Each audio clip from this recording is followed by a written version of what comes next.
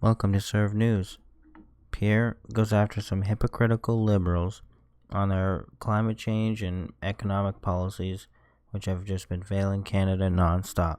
For 8 years, we've entered the next phase of this Prime Minister's economic misery. We've seen just inflation, and today we learn Canada's in a state of stagflation, as our economy shrunk by 1.1% in the most recent quarter, while the American economy boomed at 5%. Wow. Mr. Speaker, this is the result of high taxes, big deficits, and crippling red tape.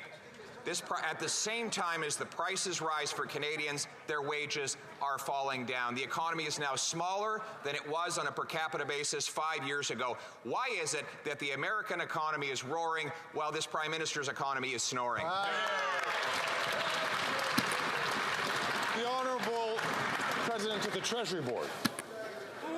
Mr. Speaker, despite the trite rhymes coming from the other side of the House, I'd like to remind everybody in this House that we actually have an economic plan, unlike the opposition.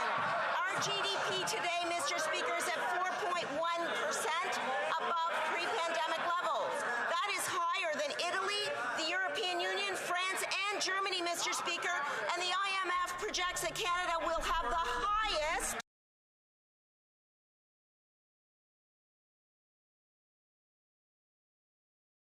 Why are we still talking about the pandemic? It's been a couple years now, isn't? Or at least a year now since it's been over? Or am I wrong on that? I forget. Anyways, comment down below if I'm wrong.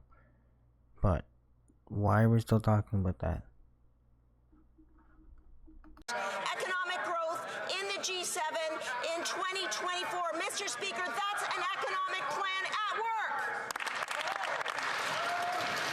The Honourable Leader of the Opposition. Mr. Speaker, in fact, the economy is smaller today than it was 5 years ago on a per capita basis, and the IMF projects Canada will have the worst economic growth over the next 6 years and the next 40 years. This is the result of high tax hypocrisy. The Environment Minister, it now comes out after he punishes single moms and small business owners and farmers for heating their homes and driving their vehicles. He has flown 60,000 kilometers. His climate change chair has flown the equivalent of going around the world 4 times, and now they're off with... He's flown that much where he could have went around the world 4 times? Somebody needs to put down the keys to the jet, damn.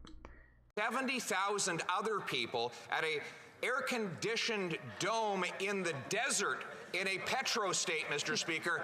Why won't they park the jet, end the hypocrisy, and axe the tax? The Honourable Minister for Innovation. Mr. Speaker, there is one number that the Conservative leader will not talk about, Mr. Speaker, is that Canada ranked 3rd in the world for foreign direct investment. Yesterday, Mr. Speaker, just yesterday, Dow Chemical announced one of its largest investment in 126 years in Fort Saskatchewan, Alberta, Mr. Speaker. This is going to be thousands of jobs, hundreds of thousands of hours of construction, Mr. Speaker. This is how you lead the economy. This is how you lead a country. This is how do you lead to bring investment in this country, Mr. Speaker. The Honourable Leader of the Opposition. I think he wants to lead the party, Mr. Speaker. While his Prime Minister leads the economy into a ditch, the high tax hypocrisy knows no bounds. Now First Nations are speaking up. First it was revolting Liberal MPs who were worried about losing their seats because of the Prime Minister's tax on home heat. Then it was other premiers refusing. Do you guys think Justin Trudeau's gonna lose his job soon? Or is that just hope and faithful thinking? To collect the tax. Then it was farmers fighting for their ability to produce food without taxes, and now First Nations. Over 100 First Nations communities have taken this government to court because they're violating the rights of our First People with the carbon tax on rural and remote people. When will they stop violating the constitutional rights of First Nations and axe the tax?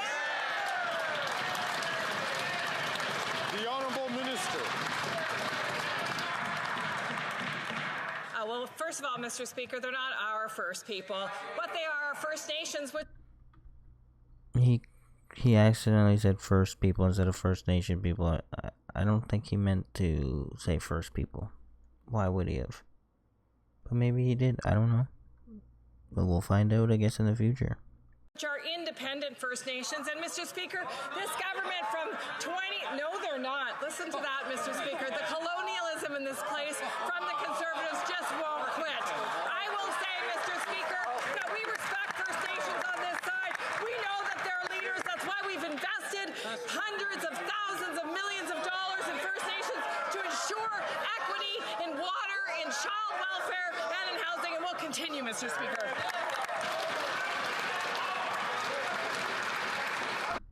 Subscribe to the channel and don't forget to tell me your opinion on this matter down below and like the video.